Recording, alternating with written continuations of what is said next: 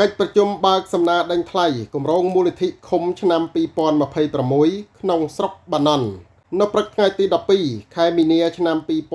2026នៅសាលប្រជុំសាលាស្រុកបាណន់មានរៀបចំកិច្ចប្រជុំបើកសំណើដេញថ្លៃគម្រោងមូលនិធិឃុំឆ្នាំ2026ចំនួន6ឃុំ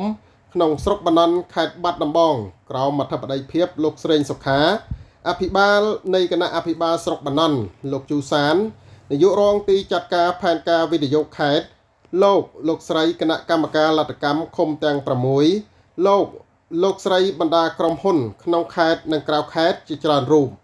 ក្នុងនោះក្រុមហ៊ុនដែលទទួលដេញថ្លៃបានមានដូចជាឃុំកន្ទឺ1ផ្លូវក្រាលគ្រោះធម្មជាតិប្រវែង 8,800 ម៉ែត្រដេញថ្លៃបានលើក្រុមហ៊ុនប៉ែនបរុនឃុំឈើទាលផ្លូវក្រាលថ្មមិចប្រវែង 5,540 ម៉ែត្រដេញថ្លៃបានលើក្រុមហ៊ុនលីមេងហាក់ឃុំកន្ទឺ2ផ្លូវក្រាលគ្រោះក្រហមប្រវែង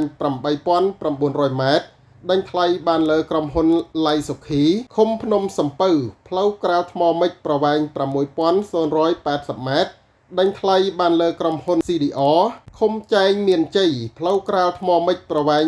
4,400 ម៉ែត្រដេញថ្លៃបានលើក្រុមហ៊ុន CDR ឃុំបាយដំរាំផ្លូវក្រាលគ្រោះធម្មជាតិប្រវែង 8,200 ម៉ែត្រដេញថ្លៃបានលើក្រុមហ៊ុនឡៃសុខីលោកស្រីសុខាអភិបាលនៃគណៈអភិបាលស្រុកបាណន់បានផ្ដាំផ្ញើដល់គណៈកម្មការលទ្ធកម្មក៏ដូចជាអាជ្ញាធរមូលដ្ឋានការអនុវត្តគម្រោងត្រូវត្រួតពិនិត្យឲ្យបានហ្មត់ចត់ពិសេសត្រូវធ្វើការបើកផ្លូវឲ្យបានត្រឹមត្រូវតាមការកំណត់ដើម្បីងាយស្រួលដល់ក្រុមហ៊ុនពេលចុះអនុវត្តគម្រោងនិងណែនាំដល់ម្ចាស់គម្រោងនិងអ្នកអនុវត្តគម្រោងត្រូវពិនិត្យឲ្យបានត្រឹមត្រូវច្បាស់លាស់ក្នុងនោះក្រុមហ៊ុនដែលទទួលបានគម្រោងដេញថ្លៃនៅពេលនេះត្រូវអនុវត្តឲ្យបានត្រឹមត្រូវតាមបច្ចេកទេស